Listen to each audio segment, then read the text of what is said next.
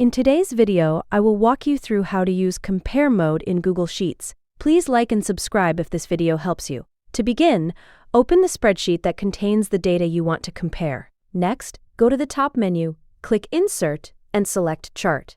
Google Sheets will automatically create a chart based on your selected data, giving you a visual way to compare values instead of reading rows and columns. On the right side, the chart editor will appear. From here, choose a chart type that fits your comparison. A column or bar chart works best for side-by-side values, while a line chart is better for showing trends over time. If the chart doesn't look right, switch the chart type until the data is clear and easy to understand. Once your chart is ready, hover your cursor over different parts of it. You'll see related values highlight automatically, making comparisons easier to follow. If you have multiple data series, moving across the chart will let you quickly see how each one compares.